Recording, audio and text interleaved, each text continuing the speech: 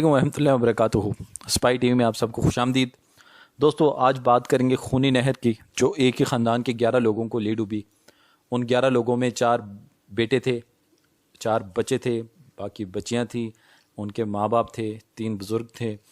دوستو، یہ وہ لوگ تھے جو عید کے دوسرے دن اپنے میکے، اپنے عزیزوں سے ملنے جا رہے تھے، جہاں ان کے لیے بہت سے تحفے اور طوائف کا انتظام کر رکھا گیا تھا، لیکن ان کی قسمت میں وہ تھی نہیں۔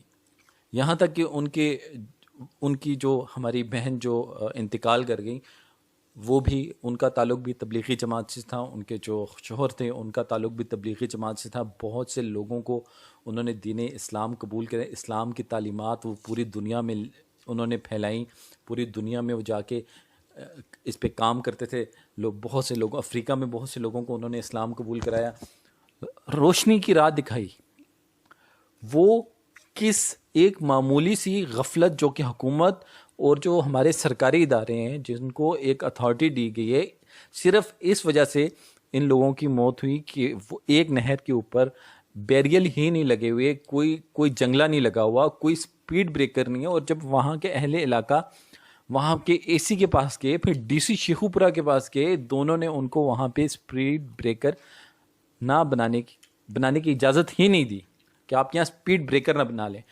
اس سے پہلے اس نہر کے اندر بہت سے واقعات ہو چکے ہیں۔ ایک پوری جو جنج تھی، جو کہ ماڑے لوگ تھے، غریب لوگ تھے، وہ بھی یہاں پہ ہی آ رہے تھے، جنج لے کے آ رہے تھے، ان کی ٹرالی الٹ گئی اور اس کے اندر بھی کئی کیلٹیز ہو گئی تھی۔ اس کے بعد ان کے واقعے کے بعد ایک اور بائک پہ جو اپنے بچوں کے ساتھ سوار تھا، بیوی بھی اس کے ساتھ تھی، لیکن اس کی قسمت اچھی تھی، وہ بچ گیا تھا۔ اور یہ جس وین میں سوار تھے، وہ جاپانی ساختہ وین تھی۔ وہ جب گری، 5 لوگ موقع پہ فوت ہو گئے، باقی جاتے ہوئے ہسپتال لے جاتے ہوئے انہوں نے انتقال ہو گیا ان کا۔ دوستو، صرف ایک غفلت سپیڈ بریکر، اس کی کیا قیمت تھی؟ کس وجہ سے نہیں بنانے دیا جا رہا تھا؟ کیوں وہاں پہ بیریئر نہیں لگائے جا رہے تھے یا اجازت نہیں دی جا رہی تھی اہل علاقہ کو، جبکہ اس سے پہلے یہ نہر کئی جانیں نگل چکی تھی؟ یہ ایک سوالیہ نشان ہے جو اے سی یا ڈی سی جو سارے ضلع کی مالک ہوتی ہے، جو سارے ضلع کی تحصیل کی سارے تحصیل اس کے انڈر ہوتی ہے، کیا وہ 2 سپیڈ بریکر یا ایک سپیڈ بریکر یا اس کو بیریئر ایک چھوٹی سی نہر کے اوپر سے، ایک نہر کے اوپر اس کو بیریئر کو، یہ کوئی ایسا منصوبہ تو تھا نہیں کہ جس کے اوپر آپ کو M N A M P A کی ضرورت تھی۔ صرف اگر سپیڈ بریکر بھی بنوا دیے جاتے تو ایسے واقعات پیش نہیں آئیں گے۔ کئی غریب لوگ جو کہ میڈیا کے اوپر جو چیزیں رپورٹ ہی نہیں کی گئی، دوستو، وہ غریب لوگ، ان کی موت کا حساب کون لے گا؟ ان کی موت کا آگے آنے والی اموات کا حساب کون دے گا؟ یہ وہاں پہ اے سی فردوس، لاسٹ ٹائم فردوس عاشق اوان نے سیالکوٹ میں اے سی کی ہلکی سی انسلٹ کیا کرتی ہیں، انسلٹ بھی نہیں کی، انہوں نے ان کو ان کی ذمہ داری کا احساس دلایا، تو بڑے اس طرح کے جو اٹھ گئے جن کو ان کو منہ نہیں لگایا جاتا، جب ان کو تھانے میں جاتے ہیں ان کو جوتیاں پڑتی ہیں، اے سی یا ڈی سی آفس میں ان کو کام پڑ جائے تو ان کو چکر لگانے پڑتے ہیں۔